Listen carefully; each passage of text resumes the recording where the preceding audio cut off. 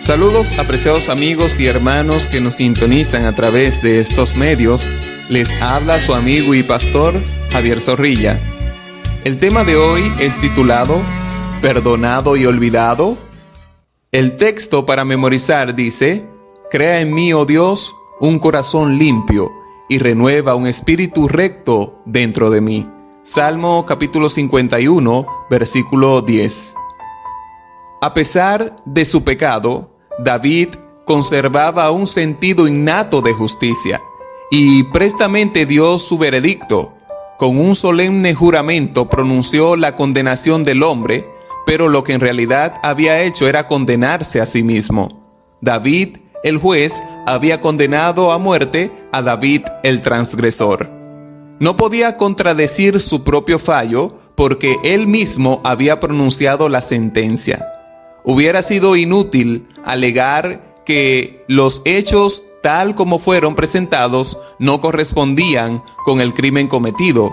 En realidad, el acto cometido por David era mucho más grave que aquel por el cual había pronunciado la sentencia de muerte. No tenía excusa David. Sabía que había pecado y que la sentencia era justa. A pesar de la magnitud de su crimen, aún no tenía muerta la conciencia. Durante un tiempo había ocultado su crimen ante los ojos de los hombres, pero no pudo ocultarlo de Dios.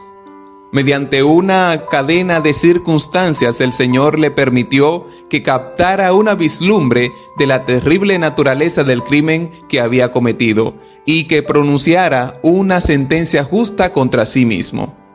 Vamos a la primera pregunta de hoy. ¿Qué significa que Dios haya quitado el pecado de David? ¿Acababa de hacer borrón y cuenta nueva?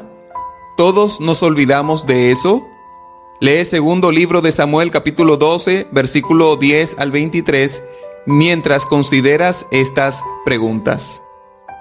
Amigos, aunque David fue inmediatamente perdonado, Dios no evitó las consecuencias de su pecado.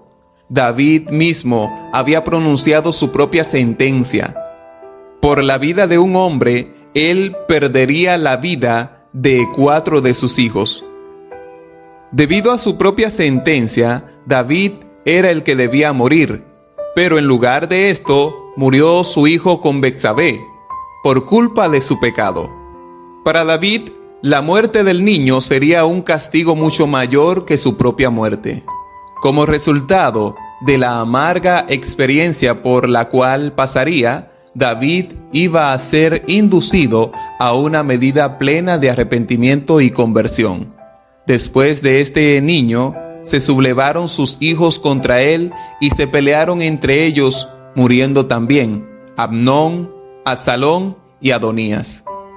Dios remite tu pecado cuando te arrepientes. Dios te perdona, pero hay consecuencias por el pecado. Nos arrepentimos y nos apartamos del pecado, pero las cicatrices de los mismos permanecen, recordándonos nuestras fallas y nos advierten de no volver a cometerlos otra vez. Pocos han sido culpables de un acto más vil, una ingratitud mayor, un egoísmo más intenso y brutal como lo fue David cuando mandó a asesinar a Urías. Sin embargo, cuando reconoció sinceramente su pecado, el Señor prontamente le concedió el perdón y lo restauró a la gracia divina. Al mismo tiempo, una conducta como la de David está llena de un grave peligro. El arrepentimiento implica un cambio en la disposición básica del pecador para con el pecado. Generalmente, los hombres pecan porque desean hacerlo. Esto hace difícil que sientan pesar por un pecado que han planeado deliberadamente y han llevado a cabo de propósito. Solo podrán hallar el arrepentimiento cuando estén dispuestos a cambiar por completo sus conceptos y su conducta, y, con la ayuda de Dios, a desarraigar de su naturaleza el mal que ocasionó su transgresión. Pero a pesar de todo esto, podemos ver que no solo el pecado trajo sus consecuencias, sino que el arrepentimiento también trajo las suyas. David recuperó el gozo de su salvación, según lo dice en Salmos capítulo 51, versículo 12. Hoy debes hacerte la siguiente pregunta. Si Dios perdonó a un adúltero, manipulador y asesino, ¿no me perdonará a mí también? No importa la gravedad de tus pecados, sino la grandeza de la gracia de Dios que está dispuesta siempre a perdonar al pecador. Dios te quiere perdonar a ti también. Ven a Jesús hoy, confiesa tus pecados y recibirás su perdón. Amigos queridos, eso es todo por este día. Solo en Dios haya descanso mi alma, de Él viene mi salvación. Salmo capítulo 62, versículo 1.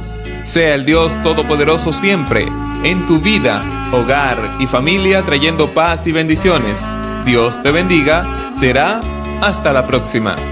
Estuvo con ustedes el pastor Javier Zorrilla. No olvides compartir y suscribirte para más contenido.